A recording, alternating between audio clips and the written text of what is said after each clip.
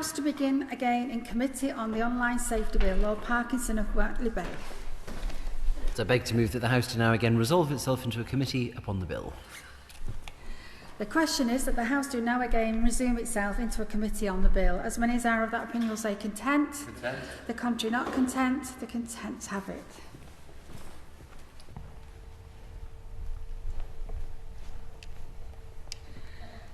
Okay, I think we were going to resume the debate of Amendment 38. Before we continue this debate, can I please understand why we've changed the system here so that we break partway through an amendment? I'm sorry, I think this is very poor. It's definitely a retrograde step. Why are we doing it? I've never experienced this before. I've sat here and waited for the amendment that I've just spoken to. We've now had a break. It's broken the momentum of that amendment. It was even worse last week because we broke for several days halfway through an amendment. This is unheard of in my 25 years of memory in this House. I wonder, could my noble friend the Minister explain who made this decision and how this has changed? Well, I haven't had as long in your Lordship's House, but it's not unprecedented in my experience, but these decisions were taken in the usual channels. We'll certainly feed that back through my noble friend. One of the difficulties, of course, is on legislation where there are no speaker limits, nor when we know how many people might want to speak on each amendment, the length of each group can be very variable. So I think for the easy arrangement of dinner break business, and also for the dietary planning of those of us who speak on every group, it's useful to have some certainty, but I do appreciate the point my noble friend makes. Okay, I thank my noble friend for his response. I will just say that we never before would have broken like that before 7:30. So I'll leave it at that, but I will have a word with usual channels. Thank you. My Lords, I rise to speak to 141 and 303 in the name of Lord Stevenson. But before I do, I just wanted to mention in passing how delighted I was to see Amendment 40, which has the name of the Noble Lord the Minister and the Noble Lord Stevenson, and may there be many more like that.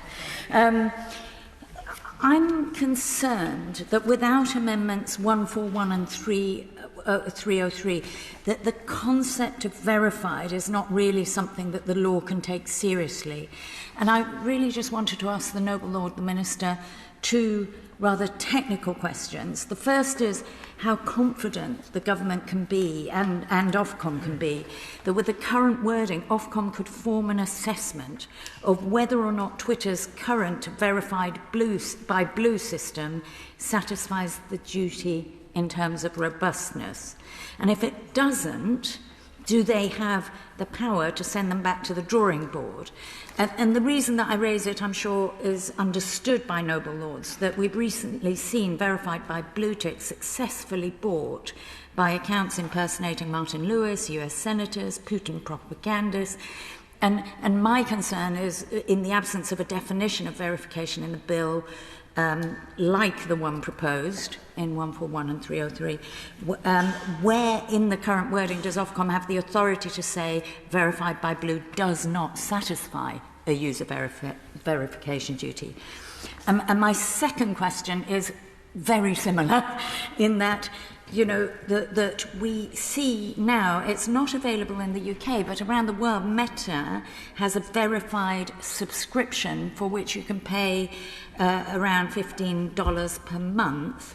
And it's been piloted in the US as we speak. And again, I ask, does it satisfy the duty in terms of it being affordable to the average UK user? Because I'm concerned that most UK social media users won't be able to afford the £180 per social media account on verification. So if that does end up being Meta's UK offering, then many users would not be given an actual proper meaningful chance to have verified. So again, what powers are there in the bill for Ofcom to send Meta back and offer something else? So they're really questions about what does verified mean in terms of the bill. My Lords, I rise to speak to Amendment 141 in the names of the noble Lords, Lord Stevenson and Lord Clement-Jones. And I'd also like to once again register the support of my noble friend Baroness Campbell of Surbiton, who feels very strongly on this particular issue. While there is, of course, value in transparency online, anonymity can be vital for certain groups of people, those suffering domestic abuse, seeking help on advice or on matters they wish to remain confidential, or those who face significant levels of hatred or prejudice because of who they are, how they live, or what they believe in. So striking the right balance is essential, but it's equally important that everyone who wishes to verify their identity and access the additional protections this affords can do so easily and effectively, and that this opportunity is open to all. Clause 57 requires providers of Category 1 services to offer users the option to verify their identity, but it's up to providers to decide what form of verification to offer. Under subsection 2, it can be, quotes, of any kind, and it needn't require any documentation. Under subsection 3, the terms of service must include a clear and accessible explanation of how the process works and what form of verification is available.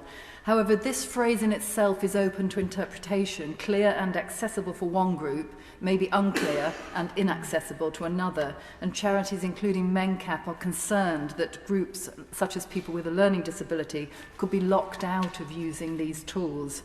It's also relevant that people with a learning disability are less likely to own forms of photographic ID, such as passports or driving licenses. So should a platform require this type of ID, large numbers of people with a learning disability would be denied access. In addition, providing an email or phone number and verifying this through an authentication process could be extremely challenging for those people who don't have the support in place to help them navigate this process. So this further disadvantages groups of people that already suffer some of the most extensive restrictions in living their everyday lives. Clause 58 places a duty on Ofcom to provide guidance to help providers comply with their duty, but this guidance is optional, and Amendment 141 aims to strengthen Clause 58 by requiring Ofcom to set baseline principles and standards for the guidance. It would ensure, for example, that the guidance considers accessibility for disabled as well as vulnerable adults and aligns with relevant guidance on related matters such as age verification. It would ensure that verification processes are effective, and it would ensure the interests of disabled users are covered in Ofcom's pre-guidance consultation. My Lords, online can be a lifeline for disabled and vulnerable adults, providing access to support, advice and communities of interest. And this is particularly important in a world where services in the real world are diminishing. So we need to ensure that user verification processes don't act as a further barrier to inclusion for people with protected characteristics, especially and including those with learning disabilities. My Lords, the Baroness Buscombe's speech, I thought, raised so many of the challenges that people face online, and I'm sure that the masses who are watching Parliament live as we speak, even if they're not in here, will really recognise what she was talking about. The particular example of some of the animal rights activists, certainly they can indeed be a scourge, but I wouldn't want to confine it to them, because I think that trashing reputations online, false allegations, have become a kind of activist chosen weapon these days. And in fact, one of the ways that I describe cancel culture as distinct from no platforming is that it takes the form of some very terrible things being said about people online, a lot of trolling, things going viral, and also using the online world to lobby employers to get people sacked and so on. So it's a familiar story, and it can be incredibly unpleasant. So she has every sympathy, and the people she was describing have my sympathy, but I do disagree with her remedy. One of the things that's interesting is that a lot of those trends actually are not done by people who are anonymous. I mean, it is striking that there's a huge number of people with large accounts, well-known public figures, sometimes with hundreds of thousands of followers, sometimes more than 1 million, who are prepared to do exactly what I've just said in plain sight. often to me. Now, I've thought long and hard about this because I really wanted to use this opportunity to read out a list and name and shame them. But I've decided that when they go low, I'll try and at least go a little higher.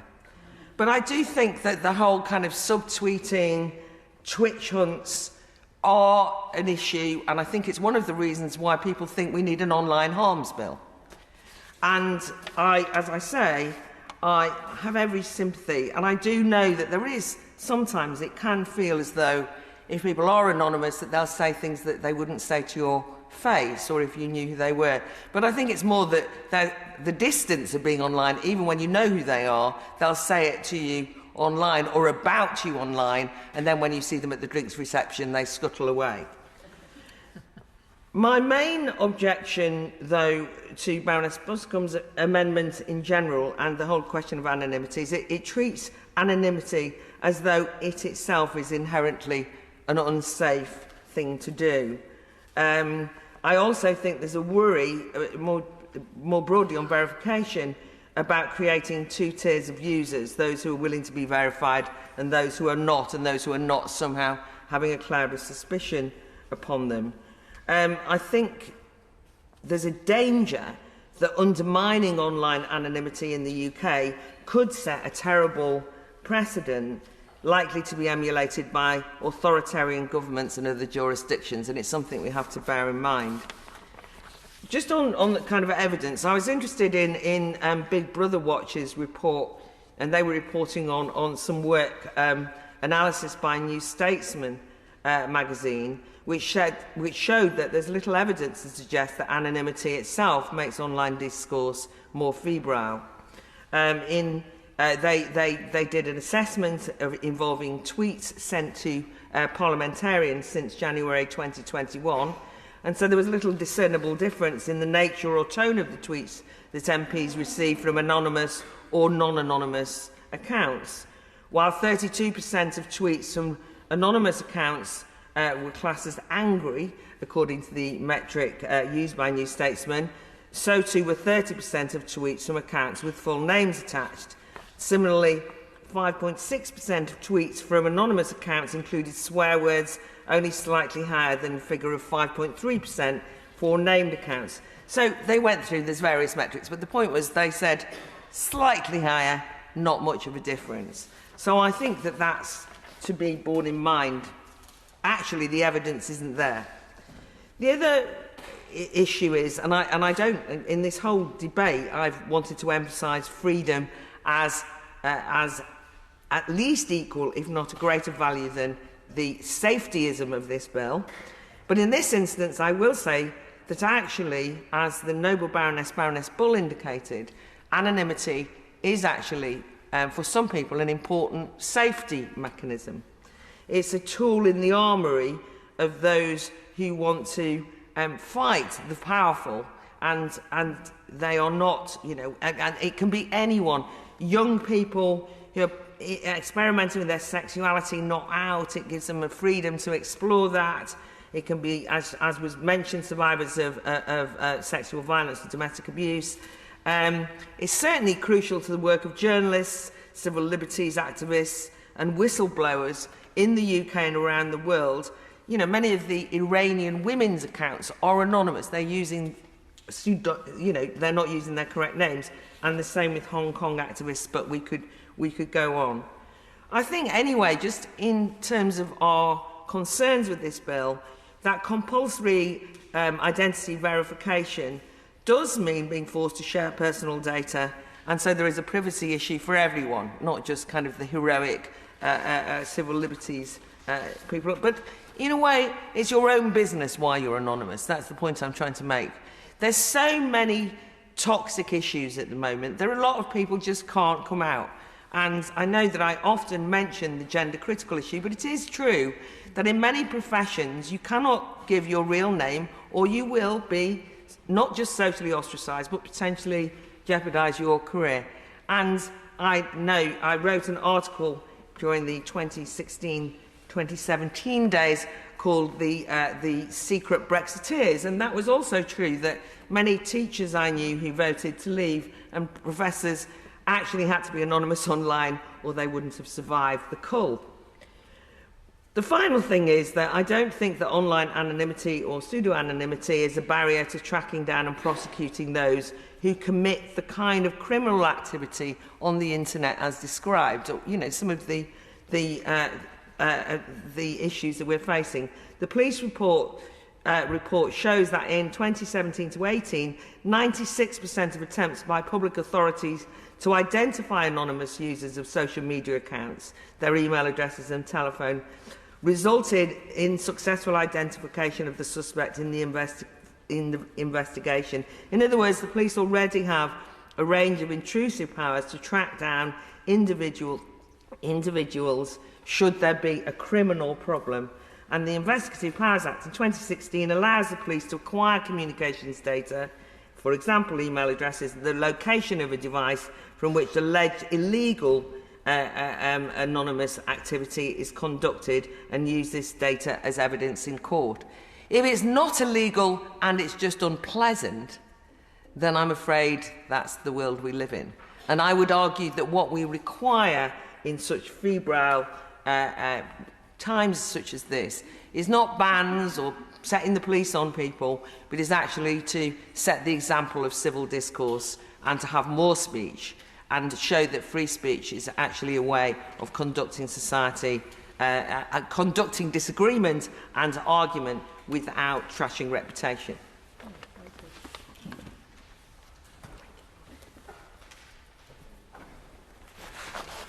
My Lords, what an unusually reticent group we have for this particular group of amendments.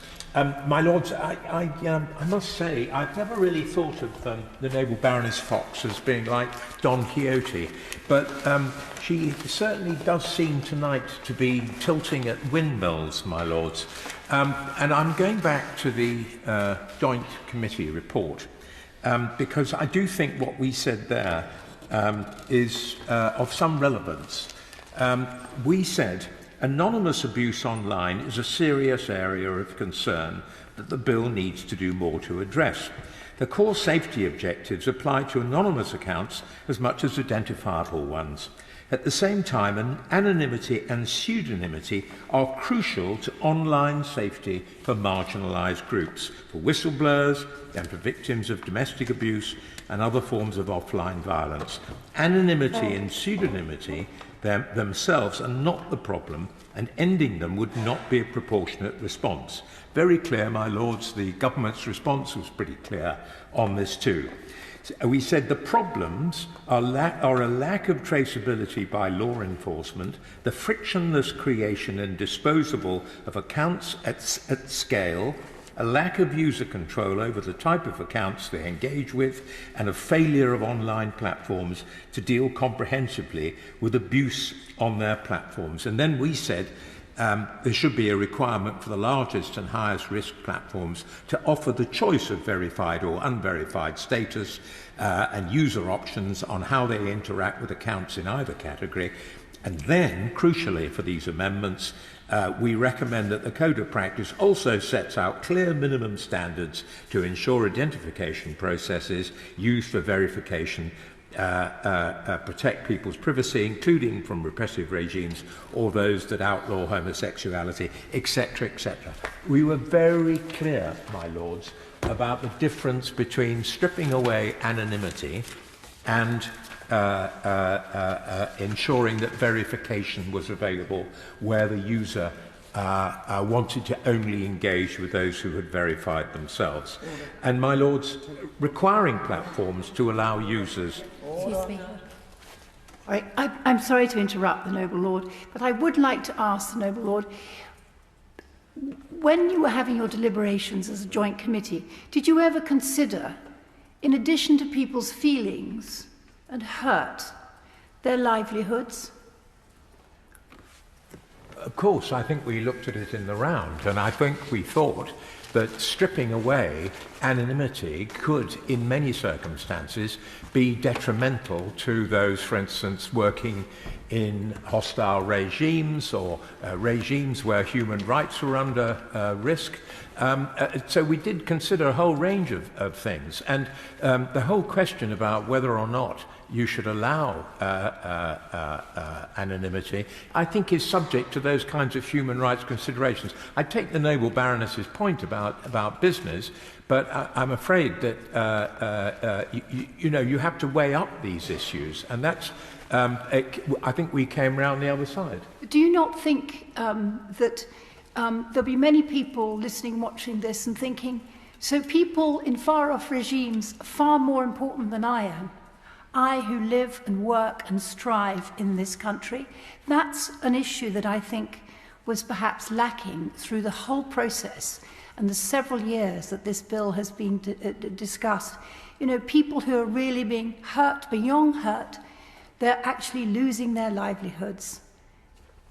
I entirely understand what the noble Baroness is saying, and of course I know that she feels particularly strongly about these issues, given some of her experiences. But the whole of this bill is about trying to weigh up different aspects, and it's been, we're on day 5 now, and this has been very much the tenor of what we're trying to talk about in terms of balance. I do want to reassure the noble lady that we did discuss anonymity in relation to the issues that you're discussing, that the noble lady has put forward. And I think it was that a company should not be able to use anonymity as an excuse not to deal with the situation. And that's slightly different from just simply saying, oh, we throw our hands up on those sorts of issues. So there was a difference between the fact that companies are using anonymity to say, we don't know who it is, therefore we can't deal with it, rather than actually, if those people are abusing the system and the terms and so on, that they should take action. And it's subtle, but I think it's very meaningful in relation to what the noble lady is suggesting. I think that's a very fair description. But also, I think how the system, and we tried to emphasise throughout the discussion on this bill, and it's not just about content, it's about the way the system and the algorithms work in terms of amplification and so on. And if you actually look at page 35 of our report, we do try and address some of those other issues, not central to the anonymity point, but certainly the way that messages are driven by the algorithm we talked about as well. Now, obviously, how that operates in practice in the way that the bill as drafted operates is what we're kicking the tires on, basically, at the moment. And the noble Baroness is absolutely right to be doing that. But the government's response, I may say, was reasonably satisfactory, but this is exactly why this group explores the definition of verification and so on, and tries to set standards for verification, because we believe that there is a gap in all of this. But that's not central, I obviously understand, to the noble Baroness's case. But believe me, the discussion of anonymity was one of the most difficult issues that we did discuss during the course of the joint committee. And you have to fall somewhere in that particular discussion. So requiring platforms to allow users to see other users' verification status is a crucial further pillar to user empowerment, and it provides users with a key piece of information about other users. For victims of online abuse or threats, being able to see if an account is verified or not would empower them, and I think this partly answers noble Baroness's question, would empower them to make more informed judgments about the source of the problem and therefore take more effective steps to protect themselves. Making verification status visible to all users puts more choice in their hands as to how they manage the higher risks associated with non-verified and anonymous accounts, and it offers them a lighter touch alternative to filtering out all non-verified users entirely.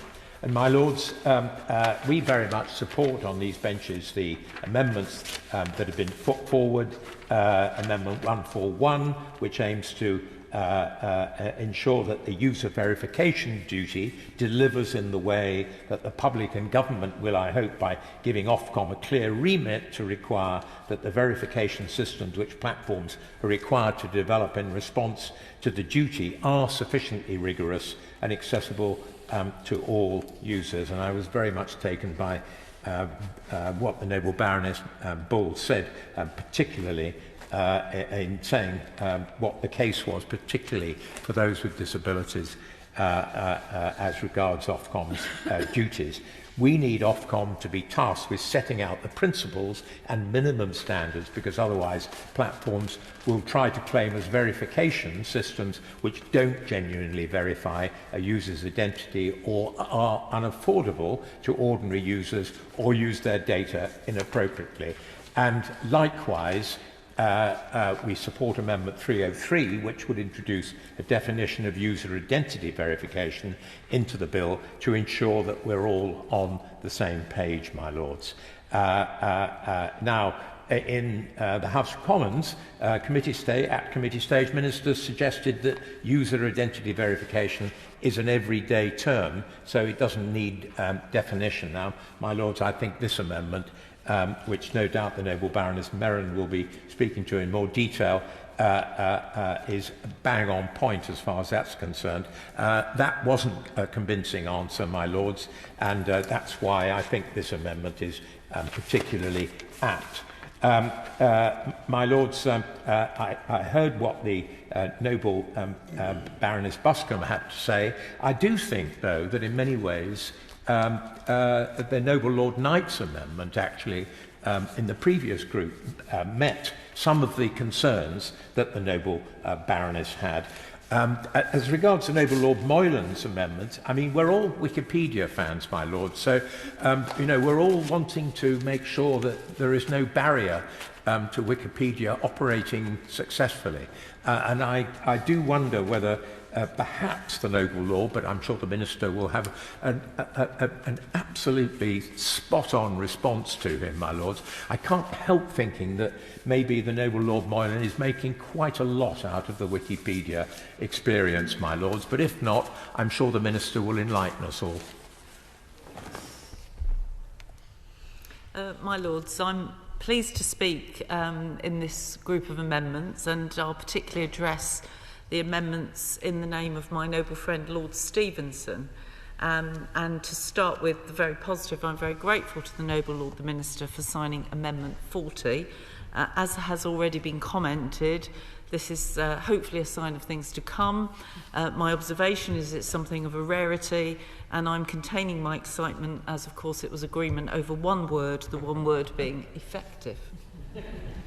Close inverted commas. But nevertheless, a very welcome support. My lords, these amendments aim to make it clearer to users whether those that they interact with are verified or non-verified, with new duties backed up by a set of minimum standards to be reflected in Ofcom's future guidance on the user verification duty, with standards covering, amongst other things, privacy and data protection. And the Noble Lord Clement-Jones helpfully referred your Lordship's House to the report of the Joint Committee and spent some useful time on the challenges over the matter of anonymity, because, as is the case in so many issues, on this bill, as in many other bills, of course, but particularly I think on this one, there is a balance to be struck. And we have to contemplate that, given the proliferation of bots and fake profiles, how to give confidence to people that they are in fact interacting with real users.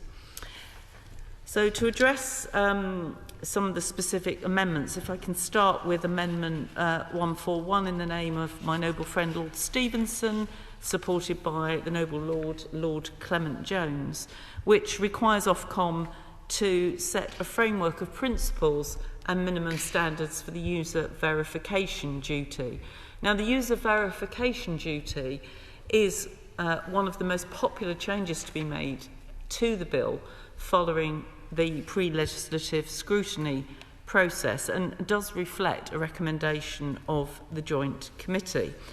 Why is it popular? Because the public does understand that the current unregulated approach by social media platforms is a major enabler of harmful online behaviour. And it is the case that anonymous accounts are more likely to engage in abuse or harassment, and for those at the receiving end, threats from anonymous accounts can feel even more frightening, and the chances are lower of any effective enforcement from either the police or from platforms. And as we know, and I'm sure we'll come back to this in a later group, bad actors use networks of fake accounts to peddle disinformation and divisive conspiracy theories. So Amendment 141 aims to ensure that the user verification duty delivers in the way the public and government hope that it will. And it requires that the systems which platforms develop in response to the duty are sufficiently rigorous and accessible to all users. And the noble lady Baroness Kidron talked about the matter of affordability, and that's certainly something that I would like to amplify, because there will be potentially platforms who try to claim that verification systems somehow genuinely verify a user's identity when they don't, or they will, as the noble lady said, be unaffordable to ordinary users, or data will be used inappropriately. And this isn't something theoretical. The noble lady referred to the meta-verified product, which looks like it might be more rigorous, but is actually at a cost of some $180 per year per account, which will not be in the grasp of many people. But Twitter is also right now selling blue ticks of verification for $8, including a sale to those who are scamming, impersonating, and are propagandists for figures in our world such as Putin. So this amendment is something that future-proofs and also allows flexibility. It won't tie the hands of either the regulator or the platforms. And so I do hope that the noble Lord the Minister could find some favour with this amendment. On Amendment 303, again in the name of my noble friend Lord Stevenson and the noble Lord Clement-Jones, there is an addition of the definition of user identity verification. And I do agree with the comments of the noble Lord Clement-Jones that how strange it was at the Commons Committee stage that ministers felt that user identity verification is somehow an everyday term and doesn't need definition. I would dispute this. I don't think it's any better left to common sense than any other terms that we do have definitions on in Clause 207. For example, age assurance, paid for advertisement, or terms of service. All of these get definition. It surely is very wise to define user identity verification.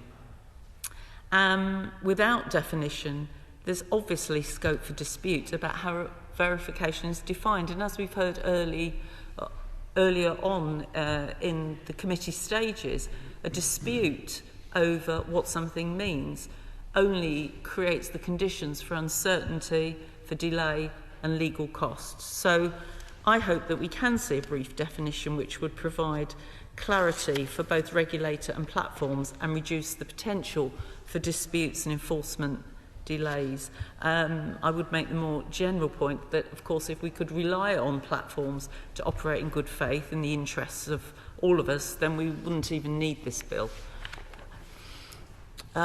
With turning now to Amendment 41, again tabled by my noble friend Lord Stevenson and the noble Lord Clement-Jones. This would require Category 1 services to make visible to users whether another user is verified or non-verified. Now, there is already a duty to allow users to be verified and to allow all users to filter out interaction with unverified accounts, but these duties have to be, and it's that word again, effective. So if we can refer to in cases of fraud, I think we well know that online scammers rely very heavily on deceptive fake accounts, often backed up by reviews from other fake accounts, and that they will think twice about going through any credible verification process because it will make them more traceable. So I think a very simple and clear piece of advice, if we become able to use it, would be check if the user that you're interacting with is verified. I believe that would be a very powerful piece of advice for consumers to help them avoid fraud. In the case of disinformation, again, something we will return to in a later group, there are bad actors, including foreign governments, who are setting up networks of fake accounts which make all sorts of false claims about their identity. Maybe that they are a doctor, maybe that they are a British Army veteran, that they're an expert in vaccines. We've seen and heard of them all. And we do ask the public, do we not, to check the source of information that they read. Well, that will be a lot easier if it was obvious who is and who isn't verified. And for victims of those who are subject to online abuse or threats, being able to see if an account is verified or not would empower them to make more informed decisions about the source of the problem and therefore to take more definitive steps to protect themselves. My Lords, it is absolutely right, as the Noble Lady Baroness Bull and the Noble Lady Baroness Fox outlined, there are very legitimate reasons for some people who do not want their identity shared when they're using a service. And this was certainly raised with me by a number of young people that I, like other noble lords, had the opportunity to meet at a meeting organised by the NSPCC, where those young people explained how they experienced the online world and how they wanted to be able to use it. But there were times when they needed to protect their identity in order to benefit from using and exploring various aspects of themselves. And I do believe that we should enable that to be protected. Amendments in this group from the Noble Lord Moylan do bring us back to previous debates on crowdsourced sites like Wikipedia, so I won't repeat the same points made in previous debates, but I feel sure that the Noble Lord the Minister is going to provide the reassurance that the Noble Lord is seeking. And we all look forward to it. A couple of questions for the Noble Lord the Minister in concluding my comments on this group. Could the Noble Lord the Minister confirm whether, under the current provisions, somebody's full name would have to be publicly displayed for the verification duty to have been met? Or could they use a pseudonym or a generic username publicly with verification having taken place in a private and secure manner? I look forward to hearing from the Noble Lord the Minister. Well, my Lords, the range between the amendments in this group indicates, I think, the importance of the government's approach to user verification and non-verified user duties. The way these duties have been designed seeks to strike a careful balance between empowering adults while safeguarding privacy and anonymity. Amendments 38, 39, 139 and 140 have been tabled by my noble friend Lord Moylan. His amendments 38 and 39 seek to remove subsections 6 and 7 of the non-verified users' duties. These place a duty on Category 1 platforms to give adult users the option of preventing non-verified users from interacting with their content and reducing the likelihood that a user sees content from non-verified users. I want to be clear that these duties do not require the removal of legal content from a service and that they do not impinge on free speech. In addition, there are already existing duties in the bill to safeguard legitimate online debate. For example, Category 1 services will be required to assess the impact on free expression of their safety policies, including the impact of their user empowerment tools. removing subsections 6 and 7 of clause 12 would undermine the bill's protection for adult users of category 1 services, especially the most vulnerable. It would be entirely at the service provider's discretion to offer users the ability to minimise their exposure to anonymous and abusive users, sometimes known as trolls. In addition, instead of mandating that users verify their identity, the bill gives adults the choice. On that basis, I'm confident that the bill already achieves the effect of Amendment 139. Amendment 140 seeks to reduce the amount of personal data transacted as part of the verification process. Under subsection 3 of clause 57, however, providers will be required to explain in their terms of service how the verification process works, empowering users to make an informed choice about whether they wish to verify their identity. In addition, the bill does not alter the UK's existing data protection laws, which provide people with specific rights and protections in relation to the processing of their personal data. Ofcom's guidance in this area will reflect existing laws, ensuring that users' data are protected where personal data are processed. I hope my noble friend will therefore be reassured that these duties reaffirm the concept of choice and uphold the importance of protecting personal data. While I'm speaking to the points raised by my noble friend, let me turn now to the questions he asked about Wikipedia. I have nothing really further to add to the comments I made previously, not least as it's impossible to preempt the assessments that will be made of which services fall into which category, and of course that's an assessment that will be made at the time based on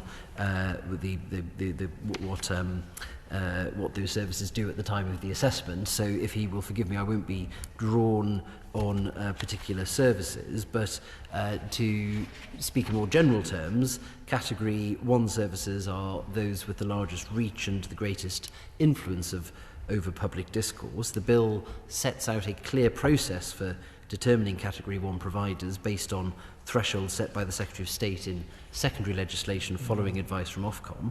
That is to ensure that the process is objective and evidence-based. To deliver this advice, Ofcom will undertake research into the relationship between how quickly, easily and widely user-generated content is disseminated by that service, the number of users and functionalities that it has, and other relevant characteristics and factors.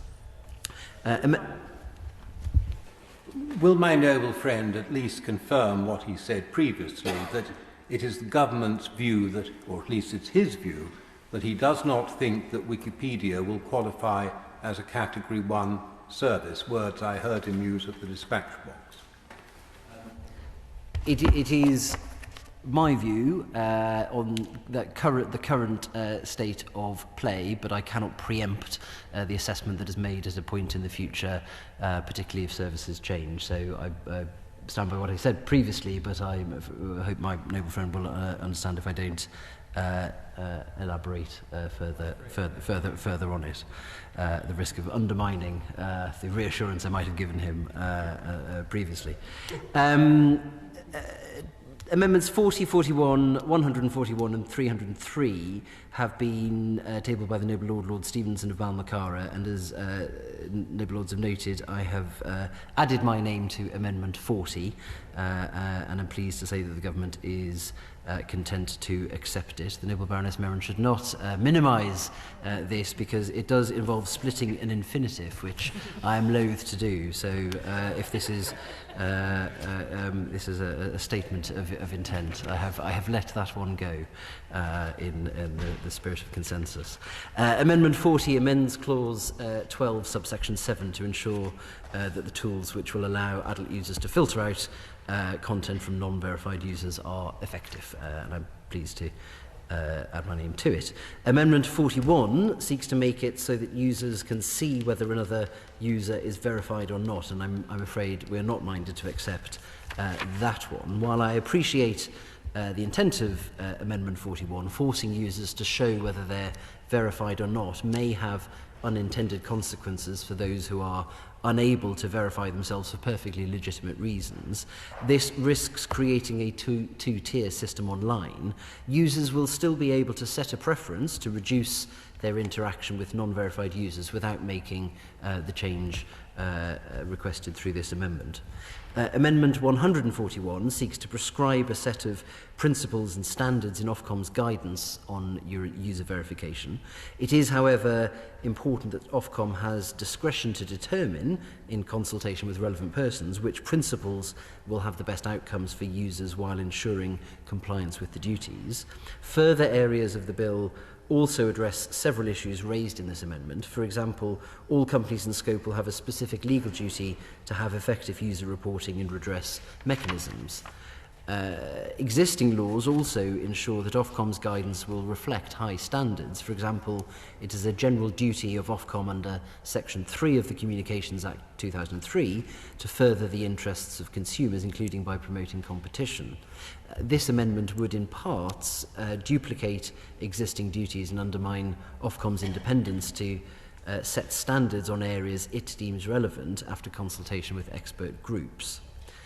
Amendment 303 would add a definition of user identity verification. The definition it proposes would result in users having to display their real name online if they decide to verify themselves. The current requirements do not specify that users must display their real name, in answer to the question the noble lady asked. The implications of this amendment would have potential safety implications for vulnerable users, for example, victims and survivors of domestic abuse, whistleblowers and others, which noble lords have given examples of in their contributions. The proposed definition would also create reliance on official forms of identification. That would be contrary to the existing approach in Clause 57, which specifically sets out that verification need not require such forms of documentation. The noble Baroness Lady Kidron talked about paid-for verification schemes, and the user identity verification provisions were brought in to ensure that adult users of the largest services can verify their identity if they so wish.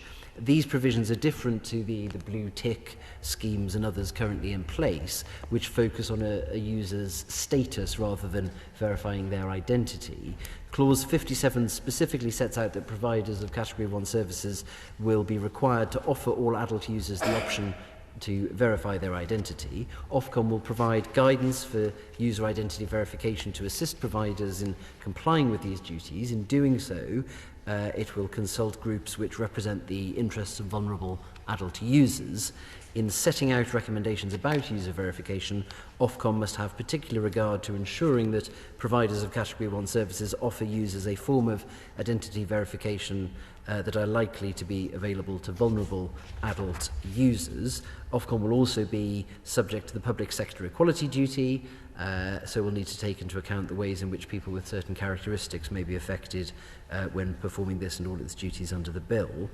A narrow definition of identity verification could limit the range of measures that service providers might offer their users in the future.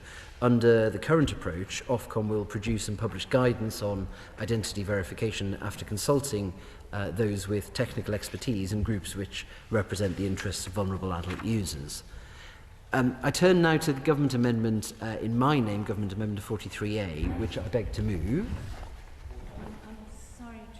The noble lord, is the answer to my question then that the blue tick and the current meta system are not verification in the terms of the bill, that they won't be considered that? Is that the implication of what he said? Yes, certainly. Blue tick is not an identity verification. On meta, if I may, I will write to confirm, but they are separate, and again, as the example of blue ticks and Twitter shows, a changing feature, which is why I'm trying to talk in general terms about the approach, so as not to rely too much on examples which are changing even in the course of this committee. As I beg to move Government Amendment 43A, which stands in my name. This clarifies that non-verified user refers to users whether they are based in the UK or elsewhere. This ensures that if a UK user decides he or she no longer wishes to interact with non-verified users, this will apply regardless of where they are based. Finally, Amendment 106, in the name of my noble friend Lady Buscombe, would make an addition to the online safety objectives for regulated user-to-user services. It amends them to make it clear that one of the bill's objectives is to protect people from communications offences committed by anonymous users. The bill already imposes duties on services to tackle illegal content. The duties apply across all areas of a service, including the way it's designed and operated. Platforms will be required to take measures, for instance, changing the design of functionalities, algorithms and other features such as anonymity to tackle illegal content. Ofcom is also required to ensure that user-to-user services are designed and operated to protect people from harm, including with regard to functionalities and other features relating to the operation of their service. This will likely include the use of anonymous accounts to commit offences in the scope of the bill. So my noble friend's amendment is not therefore needed. I hope she will be satisfied to withdraw it along with the other noble lords who have amendments in this group. My lords, I'd like to say that was a rewarding and fulfilling debate in which everyone heard very much what they wanted to hear from my noble friend, the Minister. I'm afraid I can't say that. I think it's one of the most frustrating debates I've been involved in since I came into your Lordship's house. But I did give us a moment, an opportunity to admire the loftiness of manner that the noble Lord Clement-Jones, brought to dismissing my concerns about Wikipedia, that really I was just over-reading the whole thing and I shouldn't be too bothered with words as they appear on the face of the bill, because the noble Lord thinks Wikipedia is rather a good thing, and why aren't they happy with that as a level of assurance? I'd like to think the Minister had dealt with the matter in the way that I hoped he would. But I do think, if I may say so, that it's vaguely irresponsible to come to the dispatch box and say, I don't think Wikipedia will qualify as a Category 1 service, and then refuse to say whether it will or it won't, and to take refuge in the process that the bill sets up, when at least one member of the House of Lords, and possibly a second in the shape of the noble Lord Clement-Jones, would like to know the answer to the question. And I see a minister from the business department sitting on the front bench with my noble friend. This is a bit like throwing a hand grenade into a business headquarters and walking away and saying it was nothing to do with me, because really you have to imagine what the position is like for them. We had a very important amendment from my noble friend Lady Buscombe, and we all sympathise, I think, with the type of abuse that she's talking about, and not only its personal effects, but its deliberate business effects as well, its deliberate attempts to destroy businesses. I'd only say that my reading of her amendment in number 106 is that it seeks to impose on Ofcom an objective to prevent a Category 1, to prevent harm, essentially, arising from offences under Section 160 and 162 of the bill, committed by unverified or anonymous users. But surely what she'd want to say, that it should be, irrespective of verification and anonymity, one would want to see action taken against this sort of deliberate attempt to undermine and destroy businesses. So while I have every sympathy with her, I'm not entirely sure that it relates to this question of anonymity and verification. Apart from that, there were, in a sense, two debates going on in parallel in the course of our deliberations. One was to do with anonymity. On the question of anonymity, my personal view, I think the noble Lord Clement-Jones put it very well. In the end, you have to come down on one side or the other.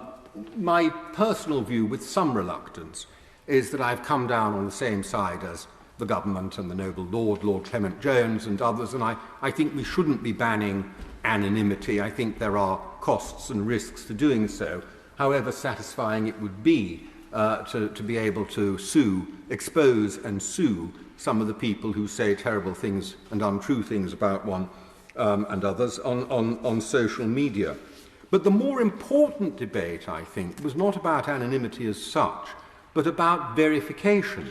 We had the following questions, but I'm afraid I don't think were satisfactorily answered. The first was, well, what is verification? What does it mean? Can we define what verification is? Is it something that is too expensive? Implicitly, should it be available free? Is there an obligation for it to be free? Or do the paid-for services count, and what happens if they're so expensive that one can't reasonably afford them, and so forth? And is it real in the sense that the verification processes devised by the various platforms genuinely provide verification? Quite apart from the various other questions like that came up, and I didn't really think that any of them was answered. The truth is, my lords, I hate to say this, it sounds a little bit harsh about a government that I so ardently support, but the Triple Shield, also referred to as the three-legged stool in the course of our debate this afternoon, the Triple Shield was hastily cobbled together to make up for the absence of legal but harmful. And it's wonky, it's not working, it's full of holes, it's not fit for purpose. And I think whatever my noble friend says today, there really has to be some rethink of this before he comes back to discuss these matters at a further stage of the bill. But in the meantime, with the leave of the House, I withdraw my amendment. Is it your Lordship's pleasure this amendment be withdrawn? Amendment 38 is by leave withdrawn. Amendment 38A, Lord Knight of Weymouth, not moved. Amendment 39, Lord Moylan, not moved. Amendment 40, Lord Stevenson Balmacara. The question is that Amendment 40 be agreed to. As many as are of that opinion will say content. Content. The contrary not content. The contents have it. Amendment 41, Lord Stevenson, not moved. Amendment 41A, Lord McNally, not moved. Amendment 42, Lord Stevenson, not moved. Amendment 43, Baroness Fox, not moved. Amendment 43ZA, Lord McNally, not moved. Amendment 43A, Lord Parkinson. The question is that Amendment 43A be agreed to. As many as are of that opinion will say content. The contrary not content. The contents have it. Amendment 44, Lord Clement-Jones, not moved. Amendment 45, Lord Stevenson, not moved. The question is that Clause 12, as amended, stand part of the bill. As many as are of that opinion will say content. The contrary not content. The contents have it.